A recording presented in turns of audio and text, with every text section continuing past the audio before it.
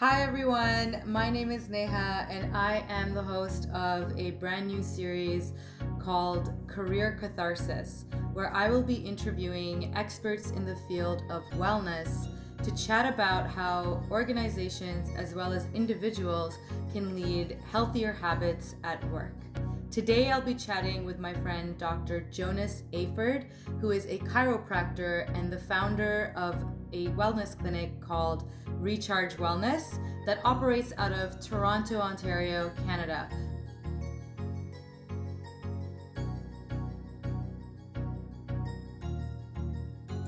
Okay, well, thank you so much for joining me today, Dr. Jonas Eyford. So before we get into some of the questions that I had for you around wellness at work and what people can keep in mind, especially given the certain times, with working from home and all kinds of situations with not having your proper workstation. Before we dive into all of that, wanted to get a sense of your background. So can you tell me a little bit about yourself and what you do as a profession? Sure, I'd be happy to. I'm a chiropractor by trade. I started working as a chiropractor in 2012. I'd started off in a typical clinical setting, and I loved the work. I loved being able to help people in a hands-on way and really diagnose problems and support them. And it wasn't very long before I started to yearn to do more for people, for my patients, for my community, beyond the clinical work that I was doing. And so that led me to get curious about how to work with groups of people and build healthy communities. And I eventually decided that my way to contribute to people's lives that way would be through corporate wellness, because I realized our society, our communities are basically organized by companies, by our employers. So we spend most of our waking moments in a day collaborating and around the people we work with, and the relationships we have are strongest in that way. And so to influence people's lives, we can influence the way that they spend their time at work and how healthy that can be. So I started learning about corporate wellness and trying to be a consultant for companies, and I did lots of courses and trainings. And that was difficult to get off the ground, but once I started getting into it, I realized how complicated it was and difficult, and this big challenges to influencing groups of people in a sustainable or meaningful way. And eventually I had a lot of fun learning how to do that, but I eventually morphed the business into a service-based business, which provides basically what my company is now, Recharge Wellness, is we're doing on-site clinical services and running wellness programs through the clinical services that we're providing. And so working with all the staff, devising what the challenges are and what the solutions can be, and then working with leadership to consult and build strategies around that. So that's sort of answering a few of your questions, I suppose, and a few of my own. Yeah. Started as a chiropractor, got into corporate wellness, and ultimately I'm always just trying to figure out how to make an impact on people's lives, how to make the person or people in front of me that I have access to, that I'm connected with, how to improve their lives and uplift their lives in whatever ways that I can. Well, that's a really powerful mission. And I'm glad that you touched on your business to kind of give listeners a better understanding of Recharge Wellness and how you started that from the ground up. I know you mentioned that there were some challenges as well.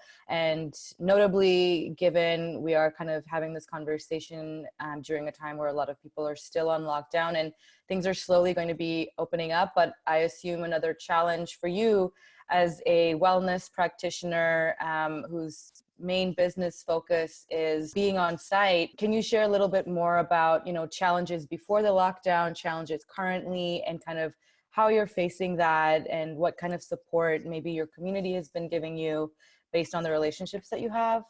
Do you want to know about challenges on our end of things or on the clients that we serve? So for you personally, as a business owner who has to kind of, practice on site, and whether there's challenges leading up to the lockdown as well as currently, if there's anything that you could kind of share there. Yeah, there weren't as many challenges as the typical wellness business or clinical business, because we have 30-something on-site clinics. We build these spaces inside the company offices that we work with. And so Mm-hmm. the decision was entirely out of our control. When the offices closed down, we obviously closed down with them. So we don't have physical spaces around the city, brick and mortar clinics. We don't have to worry about the rent issues and those types of challenges that a lot of my peers and friends are having to manage. And all of my contractors that I'm working with, there's 18 of them, they're all independent contractors. They're working, so they have strong relationships with their clients and they're maintaining that connection. Some of the practitioners really had a hard time figuring out the details of connection, or even just feeling okay with moving their sessions virtually, especially the physiotherapists and massage therapists. So I just helped them by opening up a channel, a virtual platform for them to Mm-hmm. use, and allowed them to connect with whoever they want to, and just made them available to their patients. And what's ended up happening is, it's nice. A lot of people are not needing, virtual sessions with physiotherapists, for instance, or chiropractors, and that's fine. That's to be expected.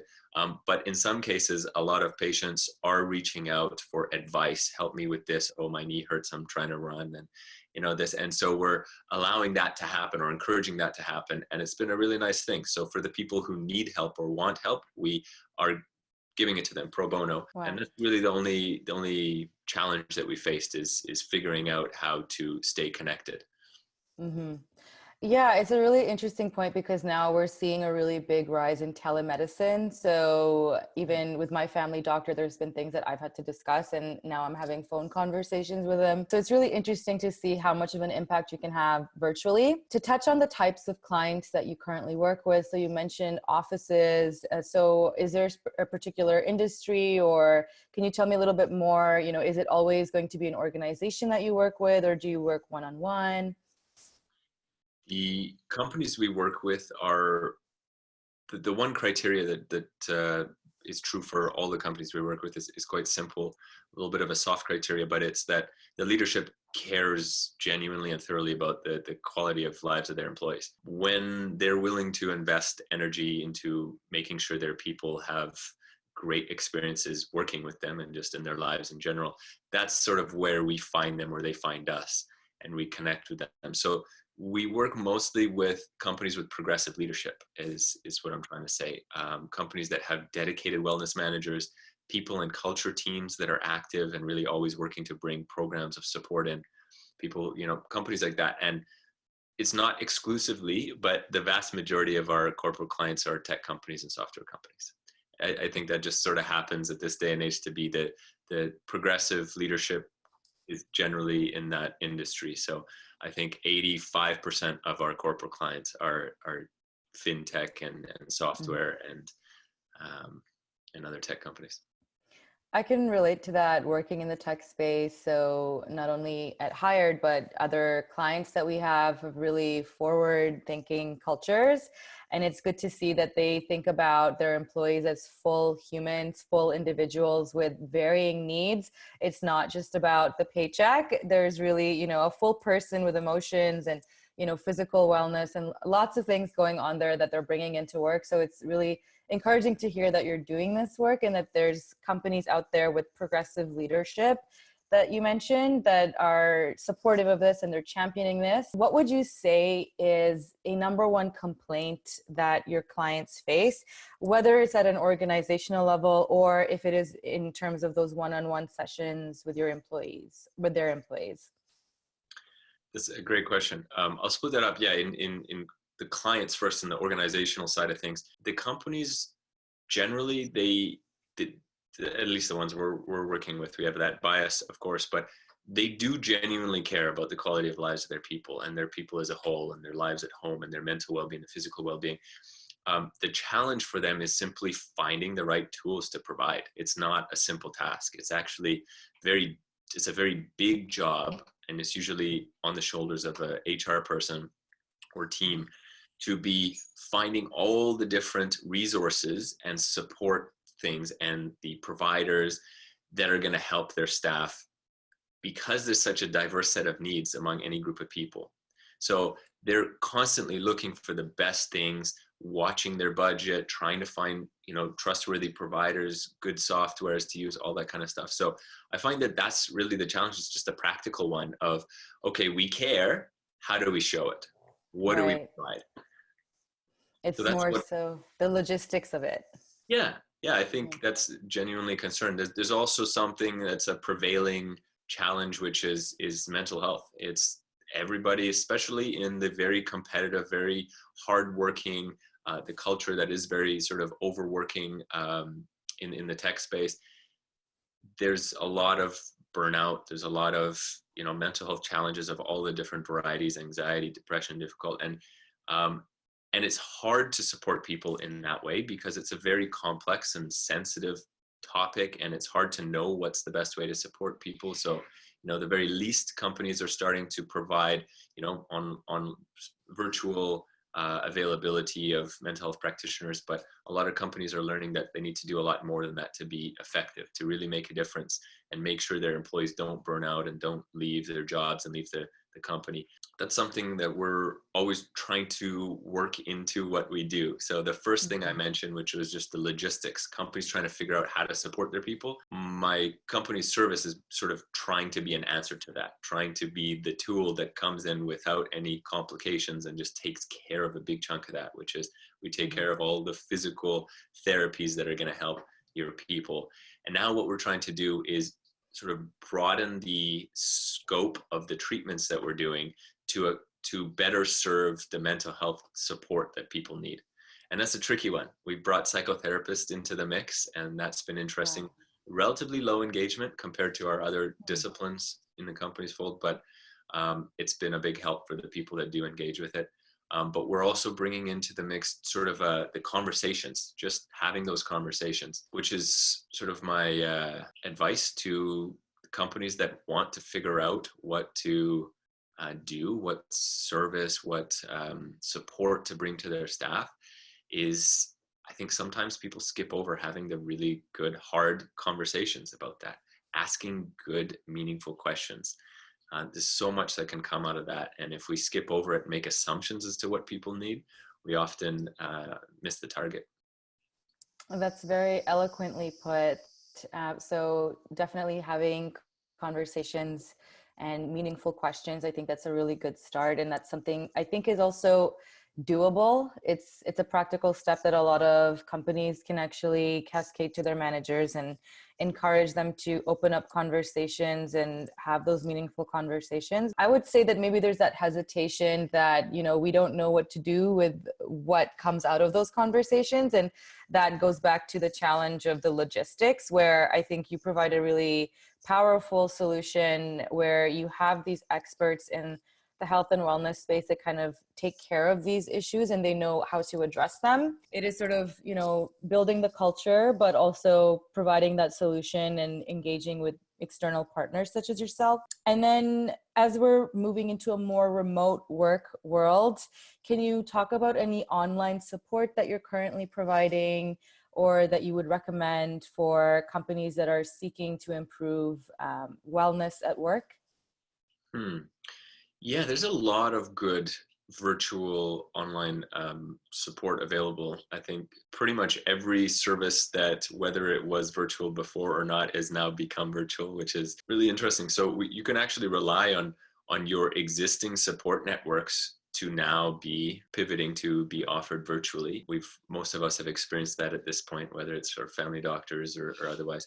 We're providing all our existing services to all our existing recharge patients virtually. So our physiotherapy, our chiropractic, our psychotherapy, the nutritionists, the naturopathy, they're all offering their sessions virtually through the sort of HIPAA compliant encrypted software that's for healthcare.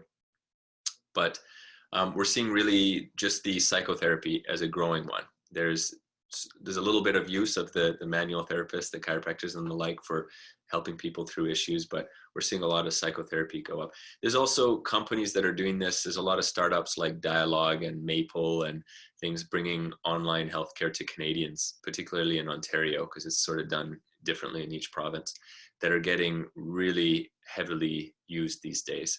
So those are good for companies just to share with their staff, so their staff all know that these services are available to them. Awesome. Thank you so much for sharing. And yes, I have heard of Maple as well as Dialogue. So those are really good ones for any Canadians, especially those in Ontario. I also wanted to kind of dive into your career. So talking about a specific highlight, if there's, a moment where maybe you were really proud, whether it was an accomplishment on the job or something kind of positive in your career that you'd like to share. That's a tough one. Reflecting on that, I think it's not a particular moment or a singular accomplishment. I think the one highlight of something I was trying to achieve for a long time, and I feel like in the not too distant past, I achieved this. For a long time, several years ago when I started my company, it was just me. It was just me going to offices and treating people. Mm-hmm. And that was wonderful. And I thoroughly enjoyed that. It was great. I'd bike around and then go and open up my table, treat people, and it was lovely. But what I really wanted to do in the long term was to create a system where other people could do what I'm doing just as effectively as I was. Because the thing was, the reason this company exists is because I decided and learned a long time ago that it's significantly better than just sitting and twiddling my thumbs waiting for people to come visit me in a clinic. Going to offices, showing up, lowers the threshold of access so that people who wouldn't otherwise help themselves can then help themselves. When you make it so convenient that you're in their office and it's free, we run it through their benefits. It's free and it's in their office. They walk 10 steps and they're able to get their treatment. All of a sudden, so many people who wouldn't otherwise use it get it. So there's a lot of benefit to working with groups of people that are then able to improve their lives, and we can support them in improving their lives that wouldn't otherwise. So that's why this type of work came about. And it took me like 2.5, 3 years to figure out how I could build a system that I could have other people doing the same thing in other companies. Because it was a lot of trial and error. I had, improvised the whole process. And so I had to figure out how to make it consistently good, consistently meaningful, how to ensure that when a practitioner that's working for me and a patient that they're seeing, ensure that they have a meaningful connection. What questions do I have them ask? What context do we have them in? What equipment do they need to give the best possible treatments? And then how to get them into the workplaces, how to support them in being happy and enjoying all those things. So It took a long time, and it was very difficult to make a replicable system. But I feel like, well, now we're 18 people and growing, and it's been quite a journey to get to this point, but now it's consistent. Each one of the practitioners that we work with is just delighted with their work and their connections with the people that they work with.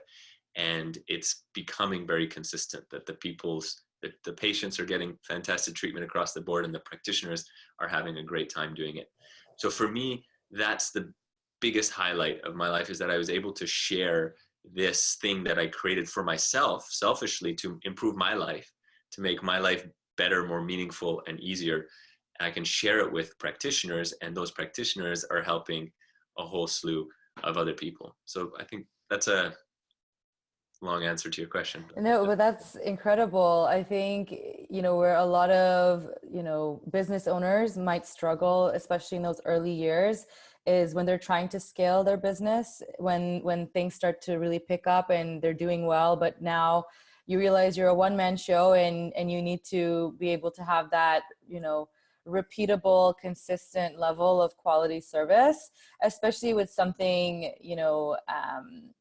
as I would say, delicate as the wellness space, where, every patient has their own individual needs. And maybe you have that gift where you're able to kind of, understand each person on a certain level, to try to find, practitioners that are maybe on the same wavelength or have the same style, but then creating that system, as you mentioned, with, the questions, the context. So that's really helpful, especially for anyone maybe that is looking to kind of start, in the wellness space, as I think, you had mentioned psychotherapy, for example, is going to be something that's already on the rise, but going to continue to be needed. So if there are listeners who are maybe even thinking of a pivot into the wellness space, that might be a really interesting angle and good context for them to think about. And then I also wanted to ask you about if there's any one small change that each of us as individuals that are working our 9 to 5s on our, makeshift workstations, if there's one change that we could make to practice better wellness at our workstations, is there,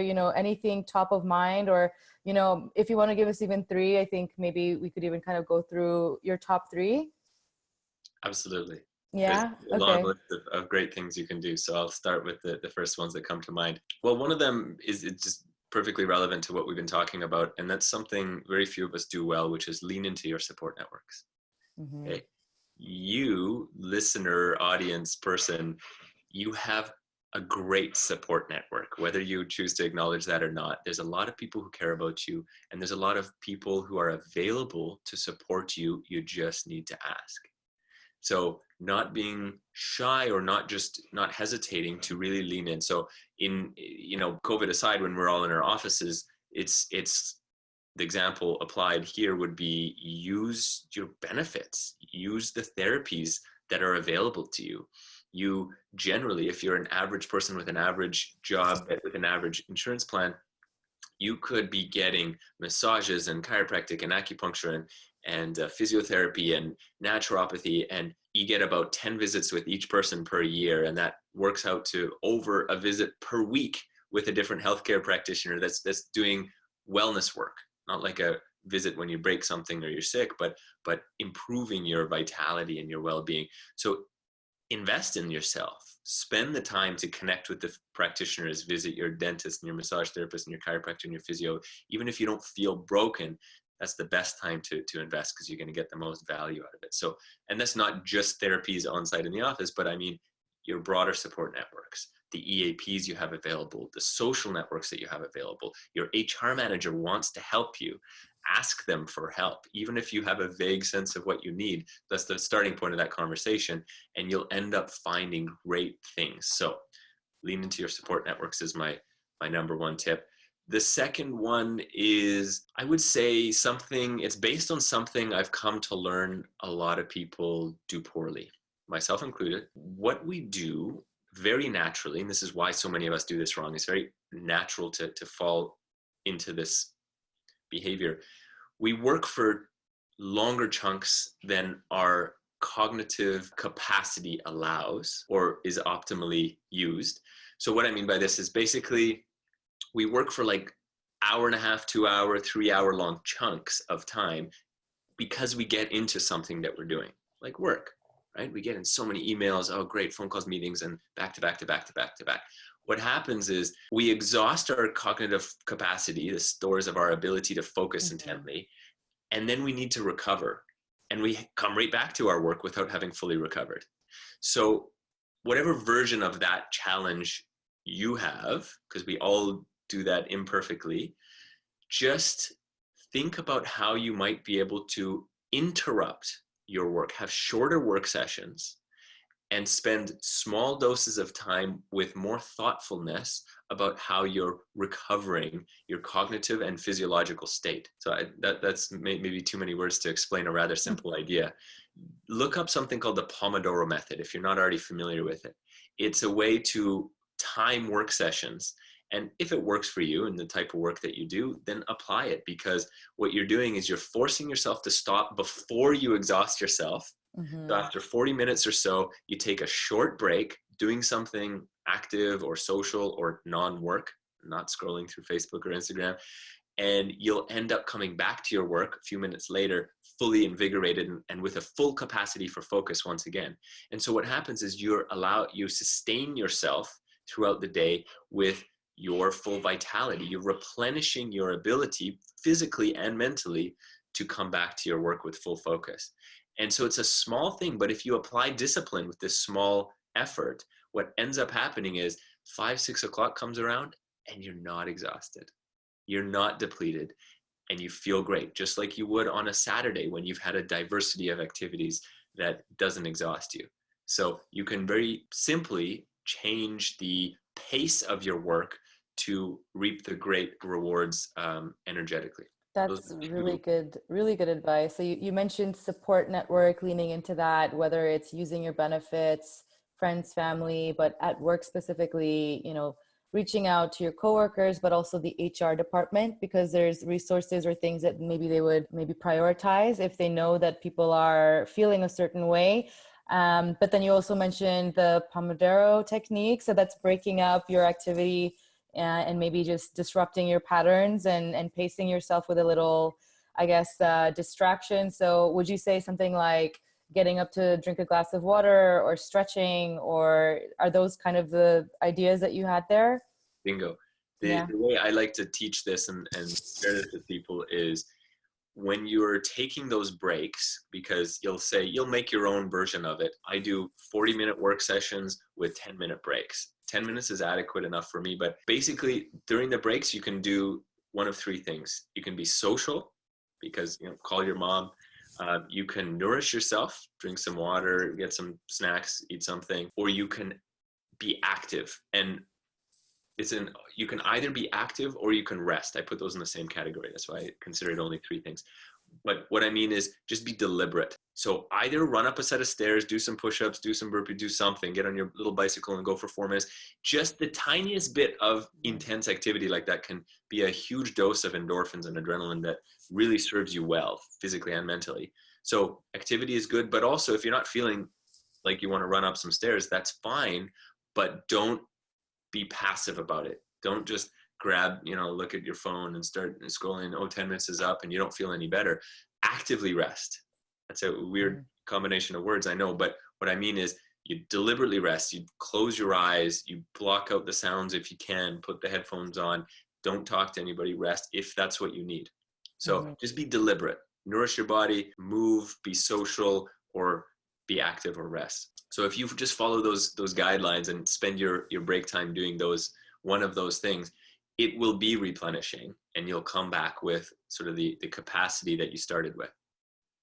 That's really, really good advice. And I think we all can be a bit more mindful about this, be more aware about it. So I've been trying to drink more water. So I know that this has been an issue for me, even at the office, not just at home. I do think that, sometimes I'm just feeling a bit of brain fog, or, I find like I feel dehydrated. But I think we kind of have learned to ignore when we're feeling thirsty because we're so deep into our work. So you have to make that conscious effort. One thing that I will say has been kind of a fun break for me now that I'm at home is, so I'll kind of put on a YouTube video for like a short workout. So there's these 5-minute dance workouts. And honestly, I feel like I'm smiling by the end of it. Maybe I'm, sweating a little bit by the end of it. But the cool thing about being at home is it doesn't matter if you're sweating for the rest of the day. You can always hop in the shower later. So I think it's cool how you can be really creative about your breaks if you're working at home. So there's that cool benefit. So those are all the questions that I had. I wanted to kind of leave it to you if there's any closing statements or any last thoughts, any kind of final words of advice. I didn't have anything particular to say, but I just encourage you to everybody on all sides of things, whether you're in HR, you're a leader of a company, you're an employee of a company, or you're unemployed, be bold and courageous when it comes to your well-being. If anyone prevents you from investing the efforts you need to invest in keeping yourself optimally well, whatever that requires, then push back. Don't be shy. Don't let that happen. If you feel stigma in any way, forced to sit in your little cubicle all day, if that's the problem for some people, or not encouraged to, or you feel like you need the mental health support, but you're not getting any support, whatever it is, be bold and be courageous, because it's more important. It's the most important. That is super powerful. I think that's a really good final note. So thank you so much for sharing all of your wisdom and for all of the work that you do at Recharge Wellness. And I'm sure everyone will hopefully take some insight and practice it, be mindful, and kind of take some of those tips that you mentioned around, taking time to nourish, actively rest, or indeed be active with some sort of physical activity amongst the other advice. So thanks again. I hope you enjoyed the first episode of Career Catharsis. You can find out more about Dr. Jonas Eyford and his corporate wellness stations, Recharge Wellness, in the description. I look forward to sharing more insights with you soon. Be sure to subscribe to follow along. I'm always open to connecting and hearing your thoughts on LinkedIn as well as on Instagram.